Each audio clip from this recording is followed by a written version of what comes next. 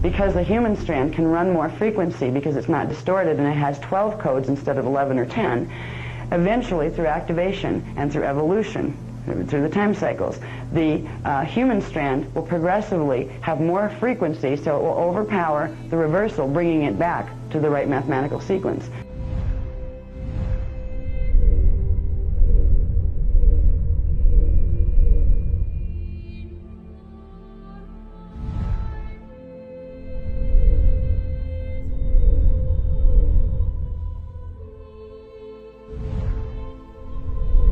We are following the path of the Dashi, the path of Kryst, our return. When I use the word Krystar, by the way, or any of the words like Kryst or anything like that, we spell it with a K. It's either K-R-I-S-T, sometimes we use shorthand, or K-R-Y-S-T. There's a reason for that. It's not because we're basing everything on the Bible or anything like that, nothing against the Bible, but it's spelled with a K because that's how it originally was, and what it refers to are, there's 7 syllables to it. We often will just shorten it to 5. It's the first 7 audible sound tones of creation, and they are ka-ra-ya, sa, ta, ha, la, and we also often just shorten it to ka-ra, sa, ta, Kryst, right? So that's where we use the word Kryst. It has to do with the sound tones, the vibrations, the first audible sound tones when we get into first particle creation. Before all these structures occur in the cosmos, there are certain things that happen on a very, very, very nano-micro level that the first, what would be audible sounds or audible vibrations, and that is why we use that word Kryst. So that's where it's coming from. It's not saying, we're Christian, that's which means we're not this and we're not that and we're not the other thing. It's something that belongs to everyone. Merkaba mechanics are nothing more than vortice mechanics, interdimensional vortice mechanics. Merkaba fields are counter-rotating fields of electromagnetic energy, and we'll look at what a Krystic one is, what one is able to hold the living light form, and what types of Merkaba hold dead light or static light. Which ones are finite, which ones are eternal. We'll look at that quickly, but enough where you can begin to understand the difference between the word Krystic and Antikryst, where you can get out of the Dark Ages and get your head out of Doomsday Bible stuff, where it's like the Antichrist, big thing rising out of the ocean, going to come get you, if you're not good and go to church every day and that kind of thing. The stories of the Kryst and the Antikryst, the Christ and the Antichrist, were all about a knowledge we once had on this planet that was clear, it was technical, it was this knowledge that told you about the physics mechanics of creation and of biology in manifestation. Because at a certain point, everything starts out Krystic. There is nothing that was created as Antikrystic. And Antikrystic doesn't mean evil, bad, necessarily. It can act that way sometimes, but what is evil but live or live spelled backwards? All right? Antikrystic is the reverse of Krystic. Krystic is a form of light that allows for perpetual motion creation because it can continually re-spark itself. So anything it expends, it can actually replace and replicate. Natural light, Krystic light, breathes. It expands and contracts, which means it needs spirals of energy, one going incoming energy toward the center, and the other expanding out toward the outside, not the outside of the sphere of source, let's say, but expanding outward to the inside of the outside parameter, and then back inside to the center. Expanding and contracting, breathing rhythm, right? Merkaba fields and vortices are about breathing rhythm, the breathing rhythm of frequencies up and down the dimensional structures from here in the 15-dimensional system, but also in the systems of what the 15-dimensional system is connected to. So they're all an intrinsic part. It is the circulatory system, the breathing system, by which God's source perpetually, sorry about that, I haven't slept all night, so my words are a little slower than my brain. Anyway, God's source perpetually cycles consciousness into and out of manifestation through the structures of Merkaba fields. This system we're living in this world right now, is built upon the ideas of lack, of finite existence, of not enoughness of anything, and of a group of people that have to compete with each other in order to have the right and the energy to be on a planet. That is an anti-Christos model for the last 25,000 years, and for a bit of time before that. This planet has been fulfilling an anti-Christos vision that was not the vision of humankind, and it was not the vision of the founders' races.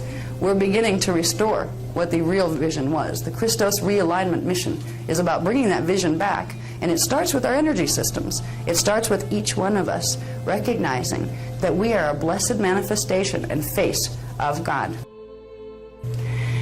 Right now, the way things work in our system is when we are in spirit form, before we enter a process called fetal integration, where we as spirit consciousness come into a body vehicle to have an incarnation here, we have a problem with the body pattern here because of template distortions, which means as soon as the consciousness comes into the body and intertwines itself with the DNA template, with the gene code, the DNA template literally shuts off about 90% of the consciousness. The part that's left here grows. This is what becomes the person. You remember you as a baby being. It becomes the person that you grow to be here. But the rest of who you are, who you were when you came in, is who you still are, but you don't remember it because you can't bring the memory of yourself as a spirit directly in, because the body serves as a light switch. It's turning most of the current off, most of the current of your consciousness. Now, the current of your consciousness, if you had it fully embodied as a human being with a human template, you would have a minimum of 12 dimensions of consciousness, not just seeing a three-dimensional reality field, but you would be able to access and move your consciousness and your body through 12 dimensions of matter, which means different matter density levels. We were, once upon a time, a species that was immortal. Our bodies did not die. Death is not a natural condition for the human body form. However, we've been dying for a very long time on this planet. There's a reason why we've been dying on this planet, and that reason is a genetic mutation. It's a genetic mutation that has been rendered on the deepest core template level of the subtle bodies, the Cathara grid. And because of that, literally, the way our chromosome structures evolve, the way our gene code in chemical terms evolves, is not what it was intended to be. It is not functioning on its original divine blueprint. So we find ourselves trapped as consciousness in a mortal body form that has a very, very short lifespan that progressively deteriorates before our eyes.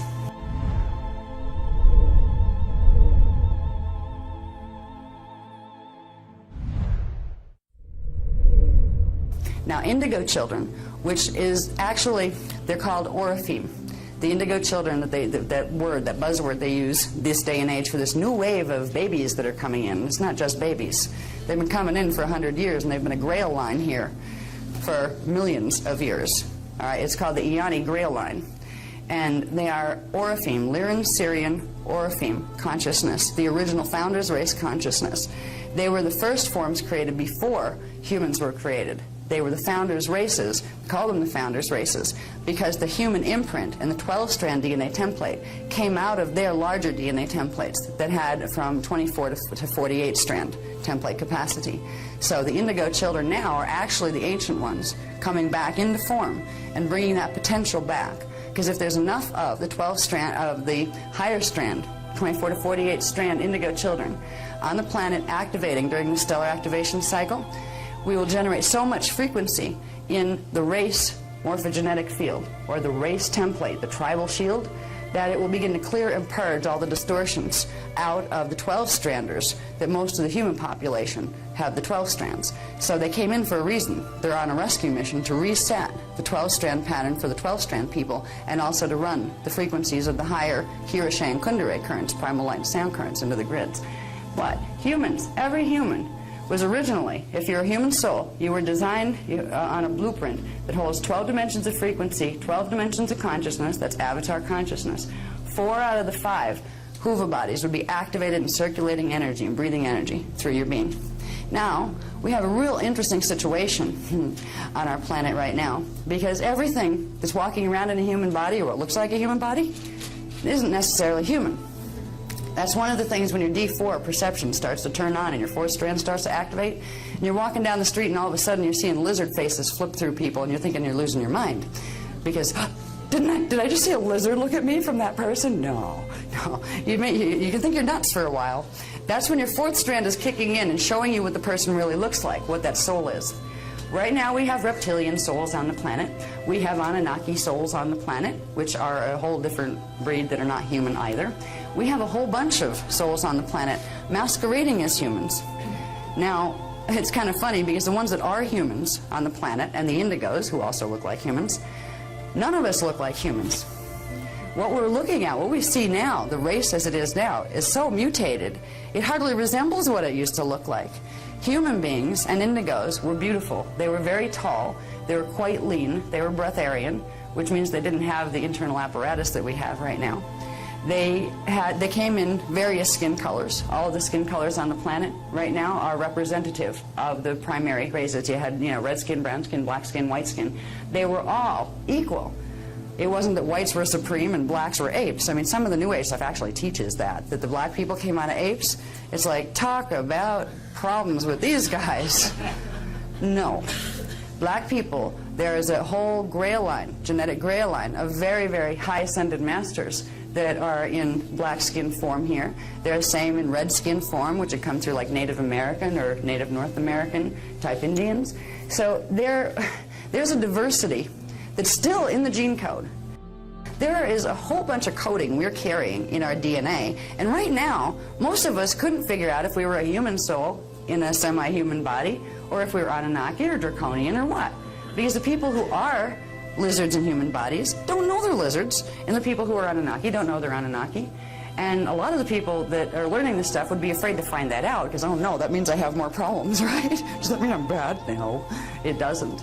At this point, we're in a situation on the planet where our DNA holds many, many mysteries, and it would be very scary to find out exactly how much we have inside of our DNA. I mean, what would you do if you found out that, after all, yes, you incarnated out of a draconian soul matrix, which means you're reptilian? Does that mean you're a bad person? I mean, that's right. No, that's right. Most of the people on the planet right now that are not human consciousness or indigo consciousness are out of two other groups. One is, and both of them happen to be fallen angelic groups. The people that are in human forms that came out of the fallen angelic groups were parts of those collectives that wanted to get their Christos imprint back, and they were trying to run away from the nasty fallen angelic groups that they had been a part of. So they incarnated out of those groups to get into human form on what's called a bioregenesis program to get their 12-strand imprint back. They're the ones who have been chased by the fallen angelic races because they were like members of their own that they controlled who escaped from the prison camp, and they came over to the other side. So right now, even though we will teach you through the Cathara program, and particularly through the Templar program, we will teach you about this genetic distinction that exists. We might all look like we have human faces on, but the reality of what's going on is we are not all human consciousness, and that's okay. Now, we have to be aware of what the draconian agendas are, and we teach that in the Templar course, what the Anunnaki agendas are, because they're taking agendas that are trying to wipe out the other species, and that's not fair play.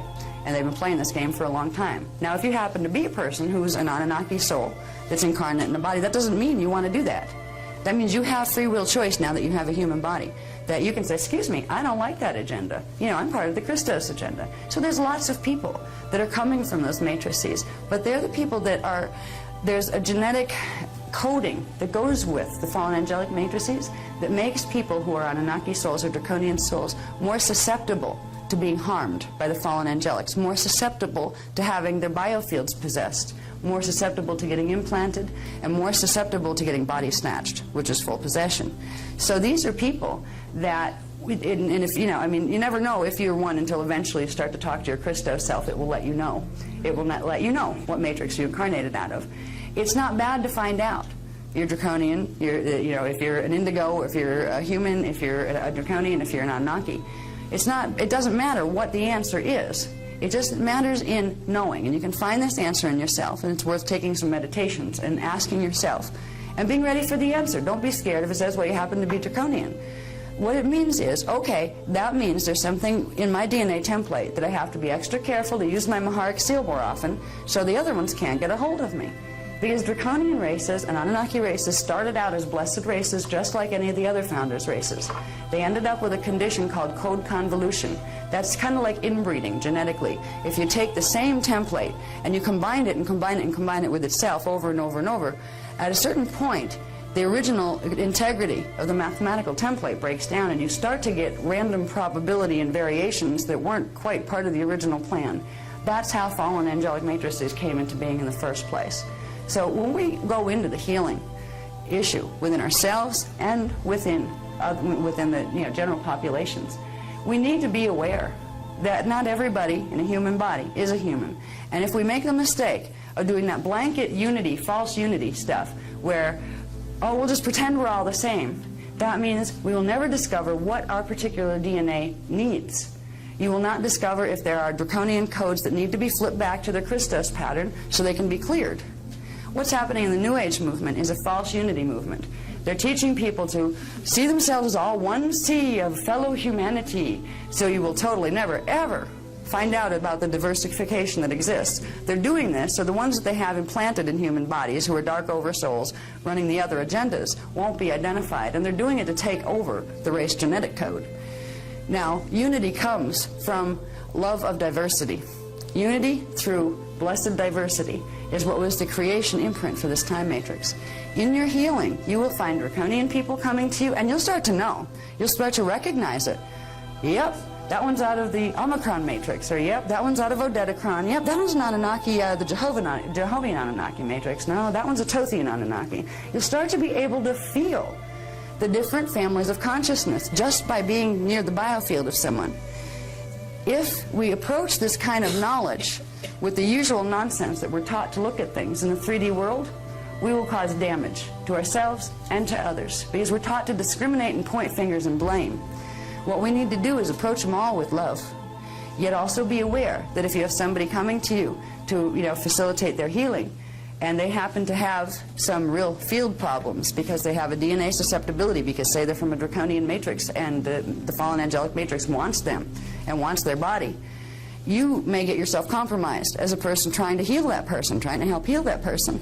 And there's a lot of games played with this. But if you run your Maharic seal and don't forget to do it, you'll have enough frequency in your own biofield where that can't happen. So you can walk where angels fear to tread. You can go in and touch and heal and be a part of things that would terrify anybody that didn't know how to run their Christos consciousness and its frequencies. And you can know you can go in there and be safe and protected. So this is part of the reason why in the work that we teach, we will teach you about being able to recognize consciousness, being able to face the fact that just because people here wear human faces, that they are not always human souls, and human souls were created with one purpose, one template, divine blueprint, why they were created. Then there were the other ones from the fallen angelic matrices that were literally, some of them, created to destroy humans. They were created as a counter force. The Anunnaki, for example, were a race that was created by the fallen Anu Elohim, who used to be Elohai, and got code convolution and then tried to take over the time matrix. They created a biological race that was called the Anunnaki that has progressively tracked humans and indigos to destroy them, because they were the guardians of this time matrix that were in the way of the Anu Elohim matrix. There's been a lot of Anunnaki that have evolved, have looked at their creator gods and said, we don't want to do this anymore. We want to do what they're doing. We don't like you. We don't want to be bad anymore. We want to be good. So if we can realize some of the agendas that are going down, I don't usually talk about this in Kathara, because a lot of times people themselves are not ready. They're too immature. They go, oh, she's talking about stuff. What do you mean people are all humans? Of course we're all humans. And they get all scared.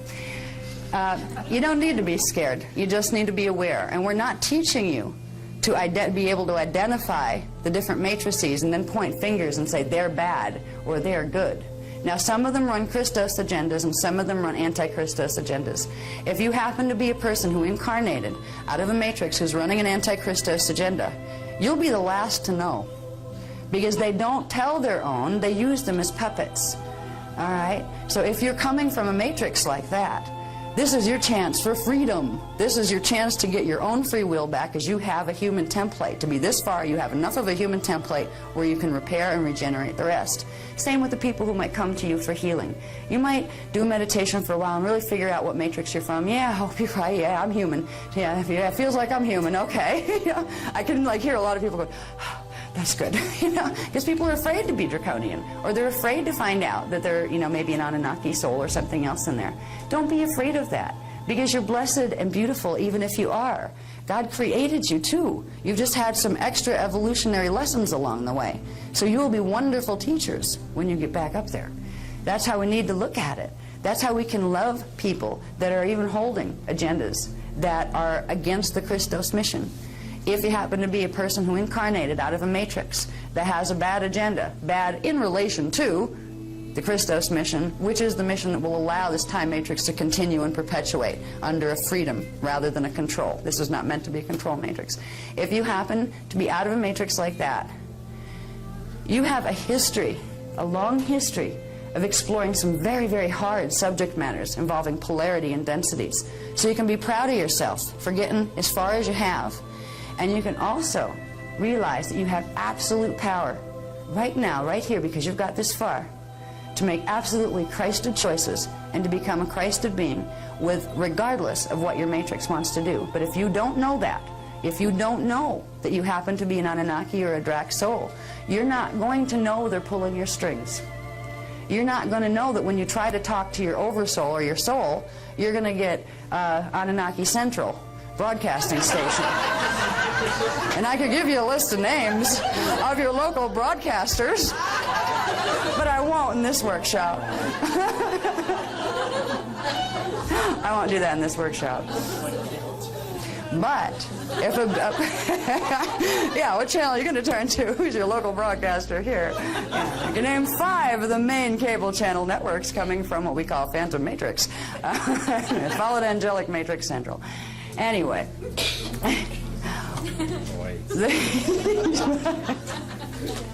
What is freeing to know is whatever matrix you're out of, you have the ability, if you have some problems, that you're a part of a collective that, let's say, you really want to do a Christos thing. You're a good person, you know it, and you like being that way, and you're not going to tolerate any anti-Christos agenda messing with you. But then you find out, okay, you have a soul level, you have an oversoul level. What if your soul's a nice person too, but your oversoul level is the one that decided it wanted to stay with the twisted matrix, which would imply it had distortions and strand templates that correspond to the oversoul level, 7, 8, and 9. If you know you have your Christos level, you can go over the head of your oversoul and back to your divine blueprint and say, well, that part of me that's up there doing its thing, that right now is choosing to be in conflict with the Christos mission, I'll respect its free will and let it do what it wants, but I want out of here.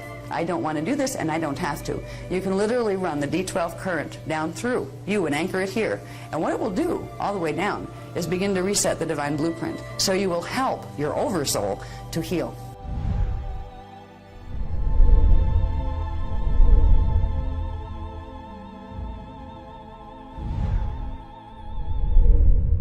Illuminati race origins, creation of the Leviathan force. Now that we know some of the things these beings have been up to, where the heck do they come from? We know, I've mentioned enough times, that they were bioregenesis redemption contracts for fallen angelic races, where they were given the privilege to have their template combined with certain elements of the human template in order that they could begin to evolve something that had 12 subharmonics in each strand, so they could evolve eventually a full 12-strand pattern to get the Christos imprint back. Now, this is where and when and how that happened here.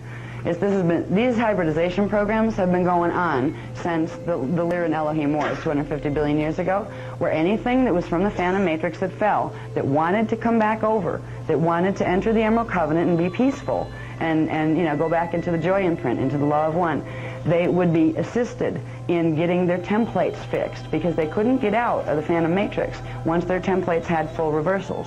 They had to literally progressively reverse the reversals back to the divine blueprint. So that's what the bioregenesis technologies were doing for them, the template restructuring or reordering, regenerating, new beginning for the template. That's why it's a regenesis. Okay?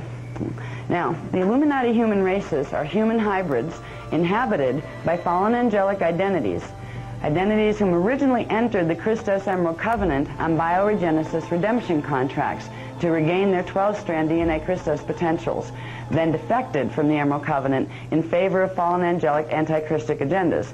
Some of the Illuminati races are actually ones that didn't personally defect. They were tricked into defection, and then they ended up under possession by the fallen angelic collectives they were trying to escape from. And what's interesting, and what's really sad, it's the Illuminati races that have been doing the dirty work of the fallen angelics on this planet. The fallen angelic collectives, just for those guys to have been in form, to get in a human form, meant they had to make a stand against their fallen angelic collective and agree to do the Emerald Covenant. That's how they got in these body forms. Because of that, their fallen angelic matrices don't forgive and forget.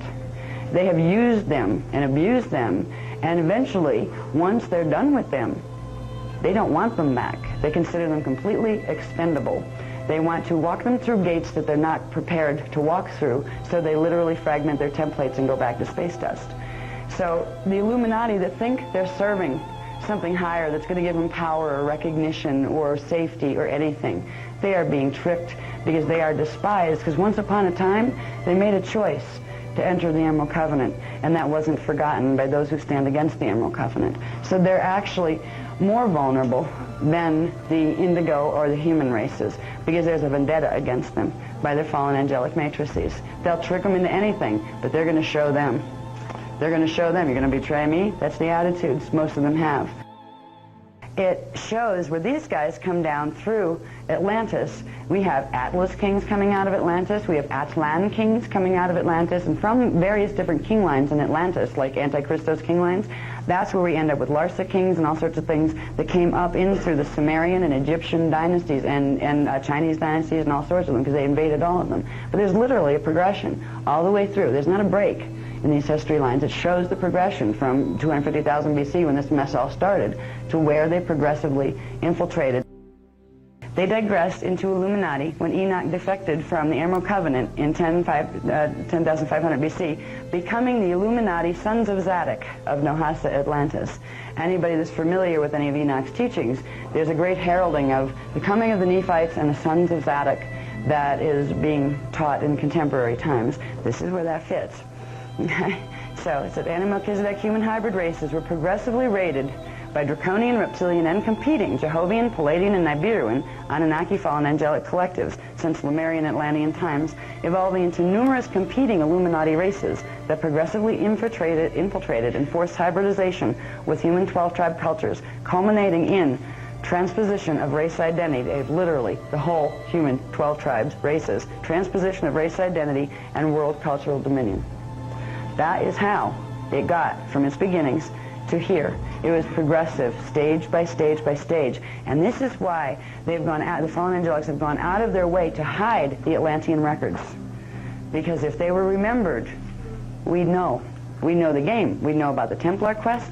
We know about the whole game. We know about the hybrids. Right now we're walking around as a bunch of people who think we might have come out of apes, and we're not really sure.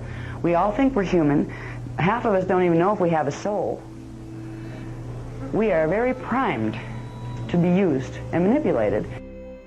They forced interbreeding between Nibiruan, Thoth, Enki, Palladian, Nibiruan, Samjazi, Luciferian, Alpha, Omega, Centauri, Marduk, Necromaton, Luciferian, and Melchizedek human lines, and the Magi Grail lines, to get the amped up coding of all of those together, and then put that together with the Grail line coding. So again, they went through the rape and pillage thing, where they were creating gene lines, killing the males and using the females as breeders, in order to create, to bring together all of these race lines, because they were creating a super Antikristos Leviathan race that would have as many codes in the DNA as possible that corresponded to the planetary grids, so when the time came, they could run reverse round tables and seal the deal.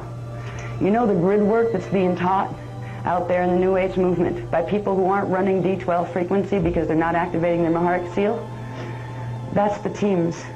The people are being used as part of those teams to run the reverse matrix codes into the DNA. It's a very painstaking effort to build up through hybridization, through rape and pillage, and creating new gene lines and combining those to get as many codes as you could of the angelic human codes, mixed with as many codes as you could of the fallen angelic Leviathan codes, because you create a super Leviathan that had a chance of accessing the planetary grids more fully, because they could run more of the Stargate codes. They would have some of the security seals. They would have some of the templates. And this is why it took quite a while, too. Good thing they had all that time between the last stellar activation cycle and this one, because you couldn't have done this fast.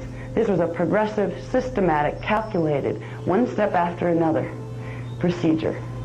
We are supposed to be the stopping point of that procedure. It was an experiment in how to take over a species from the inside out. Now, in the old days, there were some really weird things that happened, where before we lost our sensitivity to being able to feel what kind of energy was coming in, some people would know that there was a bad seed coming. There was such a thing as a bad seed. This is when issues of abortion actually first came up, when there would be certain, a woman would start to feel dark avatars in the field, and they could feel that they were being used as a vessel to birth them. And there were times when they would literally throw themselves off cliffs before they would allow that to come through their bodies. There was a lot of abuse done to the human body, particularly with females, where they were used as breeding vessels here from 25,500 BC and forward. So the issue of abortion really started in Atlantis, when women were faced with the choice of whether they were going to be a part, an unwilling part, of allowing this planet to be invaded by fallen angelics who were going to try to take it over, or whether they were going to stop the process. So originally it wasn't about trying to cause harm to something. It was a decision that was made to try to prevent harm from happening. The only person who gets upset with a woman having the free choice to not be a breeder are fallen angelic races who want to get as many of their little bodies on the planet as they possibly can in order to have an army, a fleet of consciousness here in physical form for when the stargates open. There have been breedings going on for 25,000 years to make sure there was a team, a little army, that would represent the fallen angelic sides here in human form.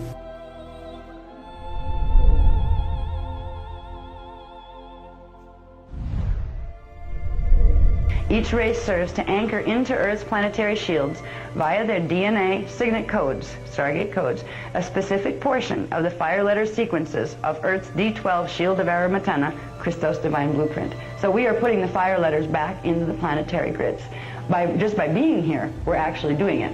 But everything is so twisted here with the grids and our DNA right now, if we don't consciously understand that process, it's actually being used against us. Because the reversals in our DNA that were created through the grids are being used right now to amplify the reversals in the planetary grids to get Earth under complete reversal so it can be drawn into phantom matrix.